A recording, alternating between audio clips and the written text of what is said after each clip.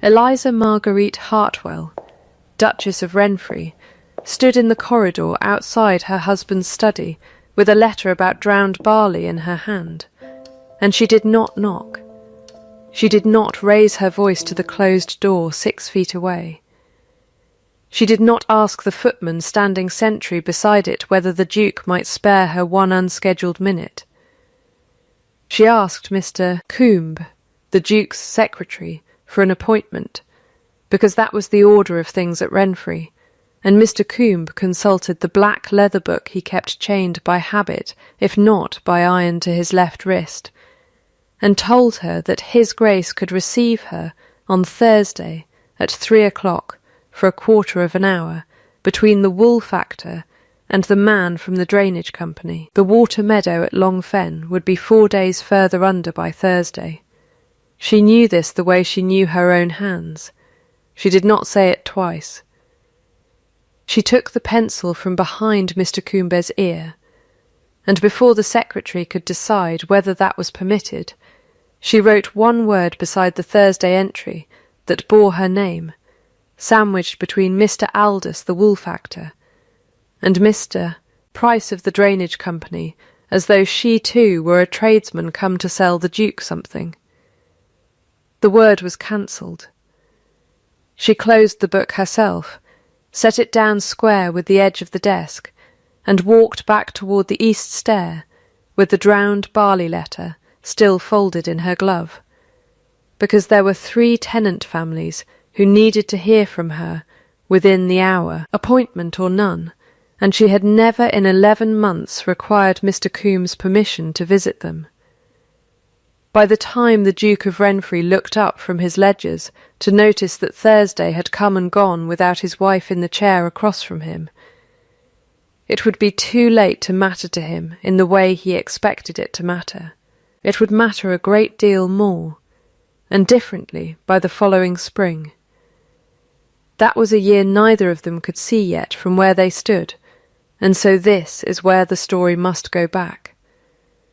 To the beginning of the arrangement that made a cancelled Thursday feel, to everyone at Renfrew who heard of it, like the first crack in a very old dam. The autumn of 1816 came to Hampshire the way it always did, wet and unhurried, laying its fog low over the water meadows, and its silence low over the great houses. And it was in that particular autumn, 13 months before the cancelled Thursday, that Eliza Hartwell had come to Renfrew as a bride of 21, with a dead father's ledgers in her trunk, and no dowry worth the name attached to her person. Her father, Thomas Hartwell, had been a land agent of modest reputation and exacting habits, the kind of man who trusted a column of figures further than he trusted a man's face. And he had died the spring before her marriage, leaving her 3 maxims she had by then worn smooth with repeating. A promise you do not write down is a promise you did not intend to keep. Count what is owed you before you count what you are given. Grief is honest work, but it is not the only work, and it does not excuse you from the rest. Julian Faircross, Duke of Renfrew, had married her for reasons that were never spoken aloud at the wedding breakfast, but were perfectly well understood by everyone attending it. Her father's competence had left her fluent in the language the Duke's own estate most badly needed: drainage, rents, arrears, the slow arithmetic by which a great house either thrives or quietly bleeds to death. And the Duke, whose own father had left him an estate half drowned in debt and wholly drowned in a doctrine about what love did to a man who let it in, required a wife who could be useful without requiring in turn to be attended to. He was not cruel. He was orderly. He built his affections the way he built his fences, in straight lines, at measured distances, with gates that opened only at fixed hours, and he called this system fairness because his father had taught him, 20 years before, that a woman given unscheduled access to a man's time was a woman who would eventually own the man entire, and would then leave as his own mother had left, taking the silver and the sense from the house both. So Eliza had learned, in 13 months, to submit her days to Mr. Coomb's black book. She had learned that her husband would see her at breakfast, formally, and again at dinner if there were no guests requiring his particular attention, and that anything falling outside those hours, a flooded meadow, a sick tenant, a question about the wool contract, required an appointment like any other petitioner's. She had not argued this arrangement, not because she accepted it as right, but because she had watched, in those 13 months, exactly what argument cost a woman in that house, and had decided early that her time was better spent proving herself right than proving him wrong. She managed the home farm's accounts without being asked. She corresponded with 3 of the tenant families in a hand the Duke did not know she used. She had, without any fuss at all, made herself indispensable to an estate that did not yet know it needed her, which was, she had come to understand, an entirely different thing from being loved by the man who owned it. It was this arrangement, precise and orderly, and entirely bloodless, that brought her to Mr. Coomb's black book on that particular Tuesday with a letter about drowned barley in her glove, and it was the answer she received there, Thursday, 3 o'clock, a quarter of an hour, sandwiched between a wool factor and a drainage man, that finally showed her, with a clarity she had been declining to reach for 13 months, exactly what she had been classified as, not a wife, an appointment, a line item filed under estate matters to be attended to when convenient and not before. She did not weep over it. She went to see the Carew family about their flooding fields instead, because there was work to be done, and the work, unlike her husband, did not require a Thursday. The blow that finished the arrangement came 4 nights later, at a dinner Eliza had not wanted, and could not decently refuse, held to welcome a guest whose arrival she had learned of only that morning, Lady Constance Vane, a childhood friend of the Duke's late mother's family, come to stay a fortnight at Renfrew, on the strength of an old acquaintance nobody had troubled to explain to Eliza in advance. Lady Vane was handsome in the particular unhurried way of women who had never needed to hurry, and she took the chair beside Julian at table with the ease of someone returning to a place long reserved for her. And Eliza watched her husband's face do something it did not often do around her, soften, very slightly, at the corners, the way ice softens before anyone would call it water. It was over the second course that Sir Reginald Pell, 3 glasses into the claret, and never a man to read a room before speaking into it, turned to the Duke and asked, in the hearty voice of a man who thought himself charming, how married life suited him, whether the Duchess had settled the household to his liking, whether he had found himself, as married men so often complained, at the mercy of a wife's whims and humours. Julian had set down his glass with the particular stillness of a man doing arithmetic he dislikes, and Eliza had watched him choose his words the way he chose everything, for economy rather than warmth. A wife, he said, is a necessary office. Mine performs it admirably. The table laughed, gently, the laugh of people who had heard worse, said more cruelly, and did not notice the smaller cruelty in this. Lady Vane's mouth curved. Eliza felt the words land somewhere below her ribs and stay there, the way a stone stays where it is thrown, rather than where it is meant to land. She did not scream, she did not weep, she did not set down her own glass too hard, or push back her chair, or excuse herself with any visible haste.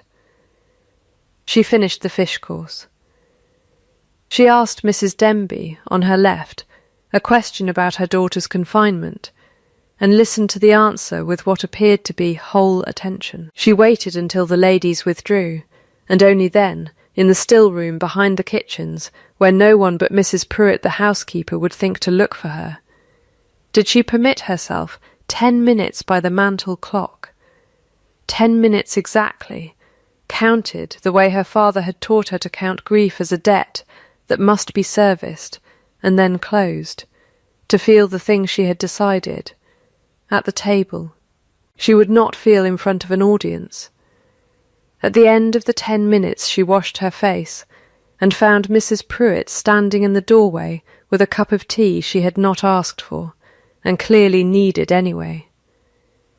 "He does not mean unkindness by it," Mrs. Pruitt said. In the flat way she said everything, as though testing whether the words held water before she offered them. "That is his father's tongue in his mouth. Doesn't make it taste better going down." "No," Eliza said. "It does not." She drank the tea. "I find I am no longer interested in whether he means it. What are you interested in, then, Your Grace?" Eliza set down the cup, both hands steady, and thought of the water meadow at Long Fen, still under 4 inches of standing water, because a meeting to discuss it had been scheduled for a day the Fields could not afford to wait for. "In being an office no one can afford to close," she said, and went to find her cloak, because the drainage men would want instruction in the morning whether or not the Duke had found time to give it, and she had work to do. The Long Fen meadow flooded 14 acres of the estate's best water meadow every autumn that the upper sluice went untended, and it had gone untended for 6 years, because the previous Duke had considered drainage an expense beneath urgent attention, and the current Duke had inherited both the meadow and the neglect without examining either. Eliza examined both within a week. She rode out with Hob Carrow, whose family had farmed the low fields at Renfrew for 3 generations, and had lost, by his own reckoning, above 30 pounds of hay each of the last 4 autumns to standing water, and she asked him questions no one at the house had troubled to ask him before. Not how bad the flooding was, which everyone already knew, but exactly where the water rose first, and how fast, and whether it was the sluice gate itself or the culvert beneath the lane that failed first. Hob Carrow, a broad, slow-spoken man who had buried 2 children and expected little from great houses beyond rent collection, answered her plainly because she had asked him plainly, and by the end of that week Eliza had a survey of her own drawing, done in her father's method, showing that the true fault lay not in the sluice gate at all, but in a culvert blocked 11 years, running with silt no one had ever paid to clear, at a cost she calculated, checking her figures twice, at £4 and some odd shillings, a sum so far beneath what the estate had lost in ruined hay each autumn since, that she nearly laughed reading her own sum a second time. £4, Hob Carrow said, when she showed him the figure, turning his hat in both hands the way he did when he was working out whether to trust something. 6 years of drowned hay for £4 of digging. 6 years of no one asking the right question, Eliza said, which costs considerably more than £4, though it never appears in anyone's accounts.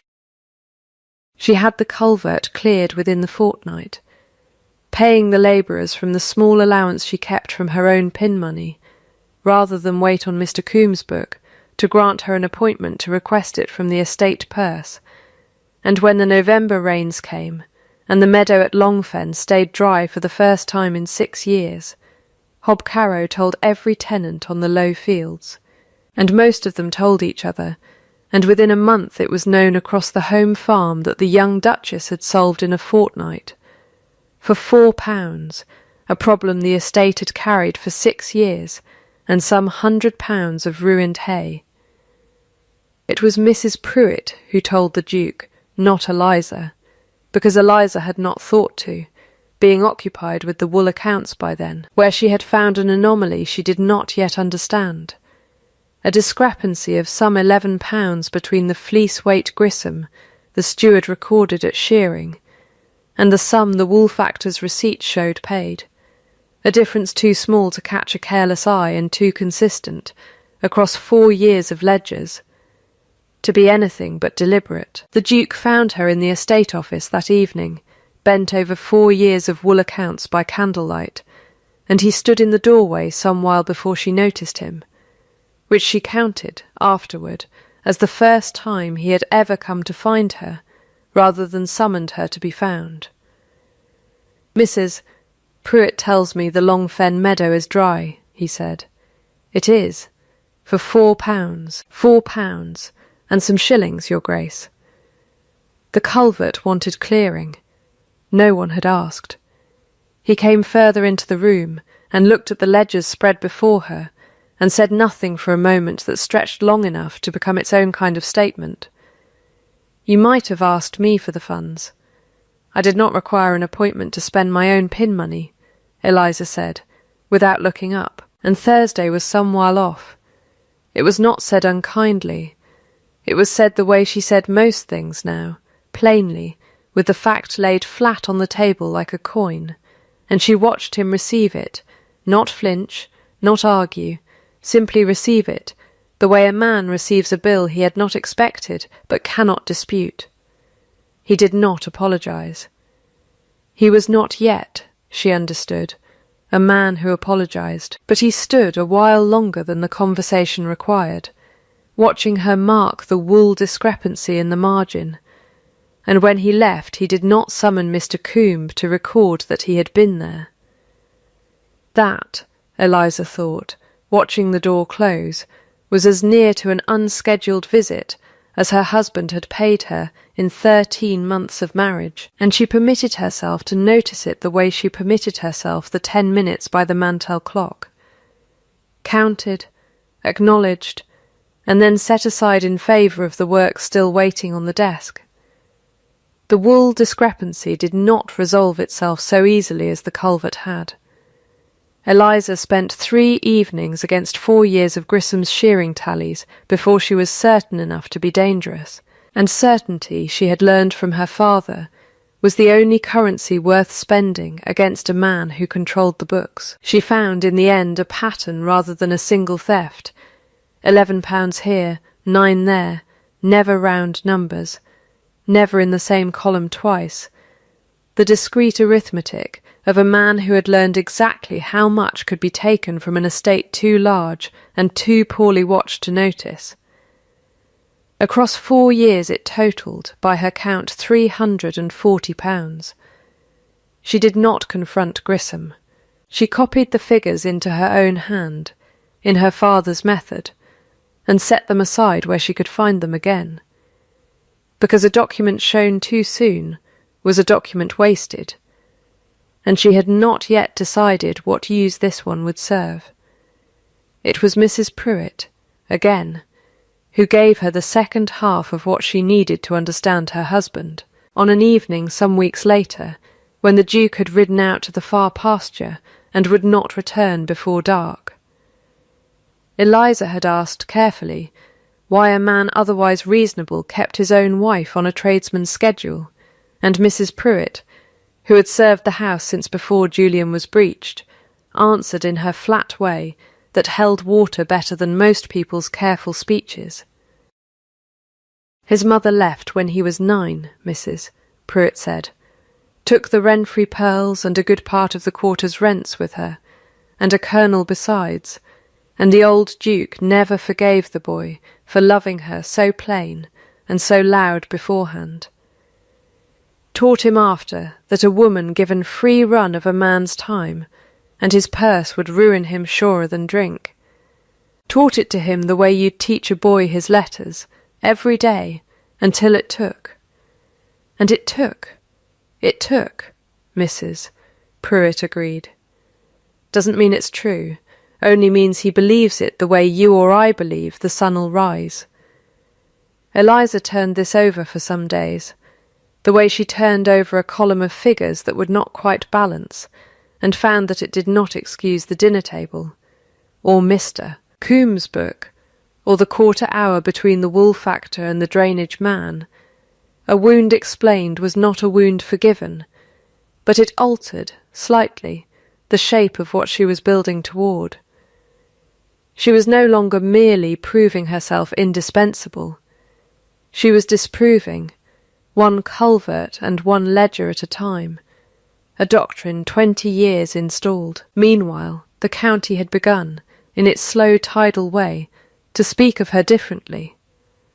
Lady Vane, still a fortnight's guest grown somehow into a month's, had noticed the turning too, and moved to counter it in the manner Eliza had by then learnt to expect from a woman who weaponized paper the way a soldier weaponized powder, quietly, and to the right audience first.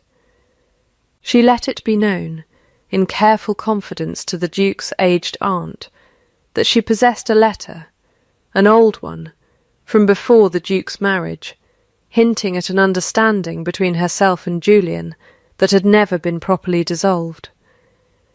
She did not show it yet. She let its existence do the work a document does before it is ever produced, which is to make people afraid of what it might say.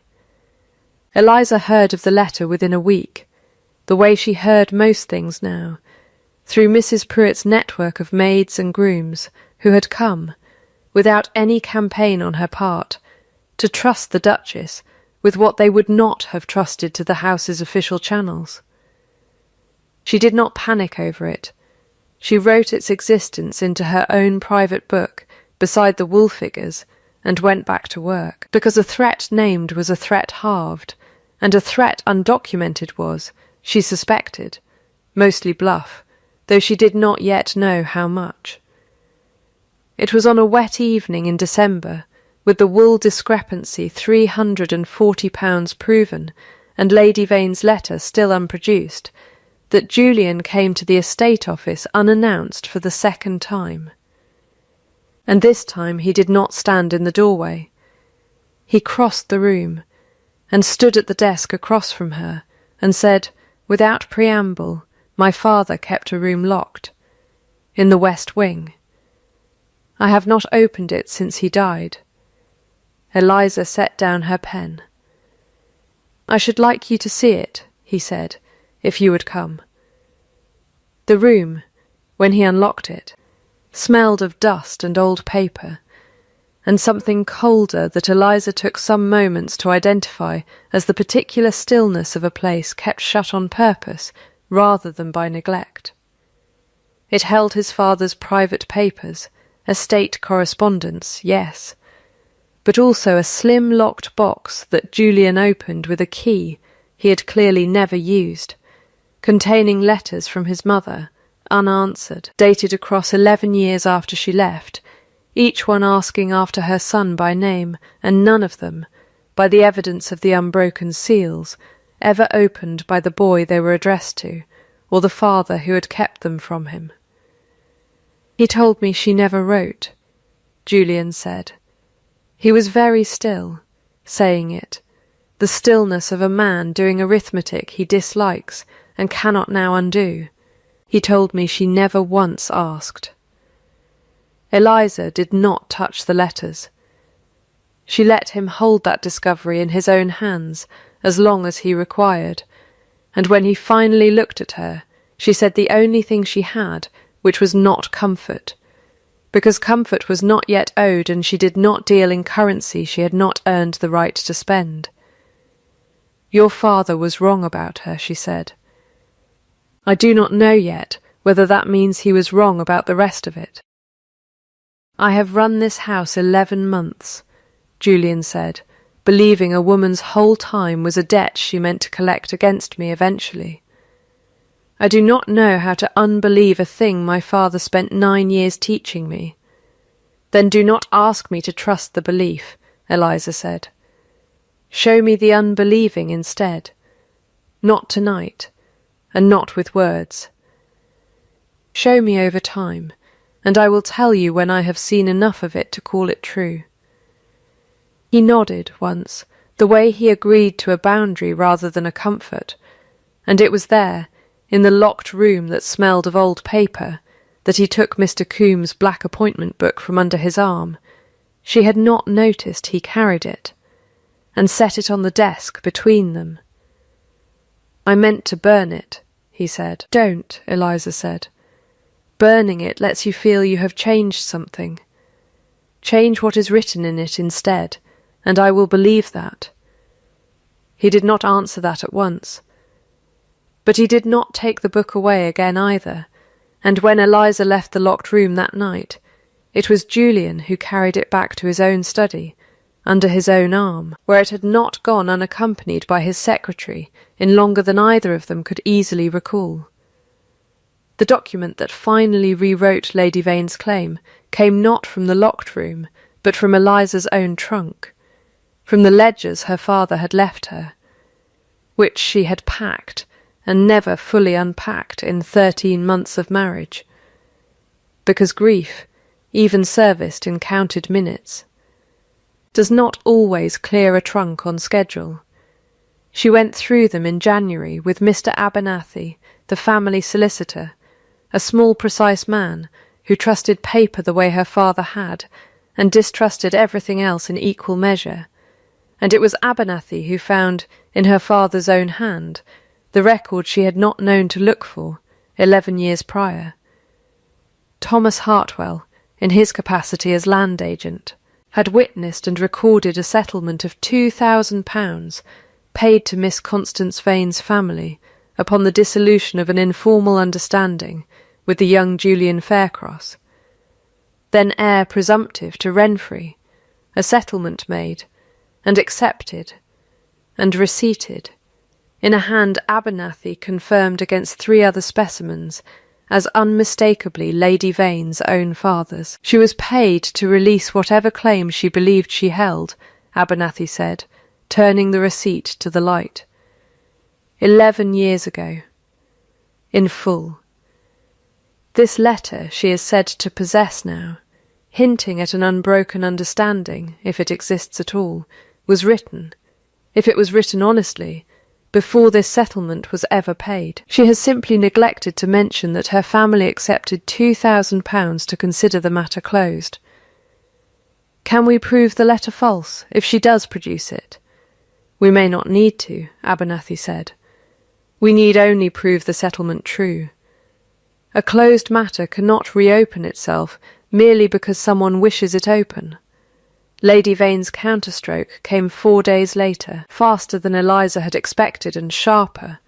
Not the old letter after all, but a sworn statement from the Reverend Silas Whately, an elderly clergyman, with a parish 2 counties distant, attesting that he had, some 12 years past, performed a private ceremony of betrothal between Julian Faircross and Constance Vane binding enough, in the church's old and half-forgotten reckoning, to cast a shadow over any marriage made afterward, without its formal dissolution. Eliza read the statement twice, and did not raise her voice over it, and did not send for the Duke in alarm. She sent instead for Abernathy, and asked him a single question, whether Reverend Whatley's parish accounts showed any unusual receipt of funds in the months before his statement was sworn. They showed £40, paid in November, from a source the parish register recorded only as CV. The public recalibration came at the Colebrook Assizes dinner in February, an evening the whole county attended, because the magistrate presiding, Sir Aubrey Latham, was retiring that spring, and every family of consequence for 20 miles had come to see him off, and, as county dinners always did, to watch each other. Lady Vane had, by then, let her sworn statement circulate widely enough that half the room believed some scandal hung unresolved over the Duke of Renfrew's marriage, and it was Julian himself, at Eliza's quiet request, who rose before the assembled company and asked Sir Aubrey, as a magistrate and an old friend of the family, whether he would permit a matter of some delicacy to be settled there, before witnesses, rather than left to fester as county gossip. Eliza stood when Sir Aubrey nodded, and she did not raise her voice, because she had learned that a room quiets faster for a woman who does not ask it to. Lady Vane has represented, she said, that an unbroken understanding exists between herself and my husband, supported by a clergyman's sworn testimony of a private ceremony 12 years past. She laid Abernathy's copied settlement receipt on the table before Sir Aubrey. I would ask the room only to consider one document before it considers any other. This is a settlement of £2,000, paid by the Duke's family to Lady Vane's family 11 years ago, upon the dissolution of any prior understanding, witnessed and recorded by my late father in his capacity as land agent, and receipted in Lady Vane's own father's hand. The room's murmur was not loud, but Eliza heard it turn, the way water turns at a sluice gate finally cleared. If a binding ceremony had truly occurred 12 years past, she went on, I wonder why a settlement was sought and accepted the following year to dissolve an understanding that could not, by Reverend Whatley's own account, have been dissolved by payment at all. One of these two claims must be false. I have brought the receipt. I would ask Lady Vane whether she has brought anything beyond a clergyman's word. It was here that the room's turning became a tide, because Reverend Whatley himself had been persuaded to attend, at Abernathy's quiet arrangement and under Sir Aubrey's precise and unhurried questioning. 3 questions only, each shorter than the last, the old clergyman's composure came apart in the particular way composure comes apart when it was never built on anything but fear of a smaller debt. He had been paid, he admitted, £40, to swear to a ceremony he had in fact never performed. He had needed the money for his parish roof. He had not thought, he said, that anyone would examine it so closely. Something behind Lady Vane's own composure went out at that moment, visibly, the way a lamp goes out not from being struck but from simply running dry, and she did not attempt to answer the room's silence with anything at all. Eliza could have ended her there. She had, by the room's own verdict already rendered, more than enough now to see Lady Vane's family pursued for fraud, the forged statement laid before the same magistrate in a harsher light, the county's memory of her made permanently unkind. She chose, instead, to speak once more before the room dispersed. I do not intend to pursue the matter further, she said. The settlement stands as it always stood. I would ask only that Lady Vane consider the county's memory as payment enough for a debt she has already discharged in full, twice over, and that she not require a third accounting. She did not look at Lady Vane as she said it, which was, everyone in the room understood, its own kind of mercy, the mercy of a woman who has chosen not to watch another woman's ruin as entertainment. That night, in the coach home, Julian sat across from her in the dark, and it was some while before he spoke. I owe you an accounting, he said, not merely an apology. My aunt tells me there is a difference, and I confess I did not understand it until tonight. There is a difference, Eliza said. An apology says you are sorry for the harm. An accounting says why the harm happened, in full, without softening it in the telling. I will hear the second before I have much use for the first. So he gave it to her, in the dark of the coach, and then again by the fire once they were home. The whole of it, his mother's leaving, his father's 9 years of careful teaching, the doctrine that a wife's unscheduled access to a man was the first stone in a wall that would end with the house emptied, and the man made a fool before the county. The appointment book built not from unkindness, but from a fear so old he had stopped recognising it as fear at all, and had begun, instead, to call it good management. He did not excuse any of it. He set it down the way she had taught him, without ceremony, the fact laid flat like a coin. "That is the accounting," Eliza said, when he had finished. "Now the apology, if you have one, though I would rather have the next part." The next part. "My conditions," she said. "If you wish this marriage to continue on terms I can live inside, rather than merely survive." She had written them, in fact, in her father's method, in her own book some weeks before, and she recited them now the way she recited a column of figures plainly, one at a time. "I will keep the household accounts in my own name, not as your delegate, but as their author. Mr. Coomb's book will carry no entry for me, ever again, for any reason. I am not a tenant of your time, and I will not be scheduled into it. The tenant wage reforms I began at Long Fen and the home farm will stand as a state policy, not as my private charity. To be honoured after I am dead as much as while I live. And when you are afraid, for you will be afraid again, I do not doubt it, you will tell me so plainly, rather than build me a fence and call it fairness."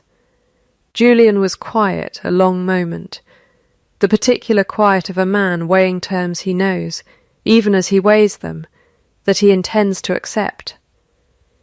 "All right," he said. "All right, then," Eliza said, and that was very nearly the whole of it. The months that followed were not dramatic, and Eliza had not expected them to be, because she had told him once that she would judge the unbelieving by accumulation, rather than by any single grand gesture, and accumulation was by its nature a slow and unremarkable thing. He moved his chair, without being asked, from the head of the breakfast table to the place beside hers. He began pouring her tea before she reached for the pot herself. A small thing, meaningless once, and meaning a great deal by the 20th repetition. He brought the estate ledgers to her of his own accord, rather than waiting for her to seek them out, and once, in March. He asked her opinion on a tenancy renewal before he had formed his own, which was so unlike the man who had married her that Mrs. Pruitt, observing it from the doorway, said nothing at all, which from Mrs. Pruitt was its own form of applause. There was one relapse, in April, and Eliza had expected that too, because a habit 20 years installed does not dissolve merely because a debt has been named and paid. Julian arranged, without consulting her, to let the old dower cottage to a distant cousin, needing a home, a decision that touched her own future interest in the property, and that he had made, out of old reflex, the way a man makes a decision alone when he has spent 20 years believing that was simply what deciding meant. She did not shout at him for it. She set the lease agreement on the table between them and said, "You have done the thing again. Not the cruelty, the old habit of deciding my house without me in the room." He looked at the paper a long moment, and then at her, and something in his face did the arithmetic honestly this time, all the way through. "I did," he said. "I am sorry. I will unwind it in the morning, with you present for the mending of it, if the cousin will permit the delay." "He will," Eliza said, "if he is decent, and if he is not. We will learn that too, and it will not be your fault twice over for the same fault." It was a small thing, the unwinding of a lease, but Eliza marked it in her private book the way she marked every small thing that autumn and winter, because her father had taught her that nothing means much in isolation, and everything means a great deal in accumulation, and by midsummer the accumulation had become its own kind of proof. It was in June, on the anniversary of the cancelled Thursday, that Julian found her in the estate office at dusk, the black appointment book, long since emptied of her name, and at his own order never again permitted to carry it, resting closed on the corner of the desk where it had sat, unused for family business, since February. "I have been thinking," he said, "about the necessary office." Eliza did not look up at once. "Your dinner-table phrase. I remember it. I would like to say the opposite of it, if you will let me, and mean it as fully as I meant the first version, which is to say, entirely, and without qualification." He waited until she set down her pen and looked at him properly. "You were never an office, Eliza. You were the only necessary thing in this house I never scheduled and always, without knowing the word for it, needed. That is nearly a declaration," Eliza said. "It is not the whole of it." He came around the desk and stood close enough that she had to tip her head to hold his eye, which she had rarely needed to do with him before. "I would choose you," he said, not as the boy raised to fear it would have chosen, with a lease and a ledger and a fence around the choosing. "I have been choosing you for some months now, in small ways. The way you taught me a thing must be proven, and I find I am not tired of it, and I do not expect to grow tired of it, and I would like to go on choosing you for whatever years are left to either of us, appointment or none." Eliza considered this the way she considered a column that finely balanced, with the particular satisfaction of arithmetic proven true rather than merely hoped true. "Then we are agreed," she said. "We are agreed," said Julian, and it was, in the fashion of their house by then, very nearly the whole treaty. 2 years passed the way years do at a well-run estate, which is to say, quietly, and mostly in the telling of small good things rather than large dramatic ones. Lady Constance Vane settled in Bath on a modest annuity of her own family's arranging, and troubled Renfrew no further.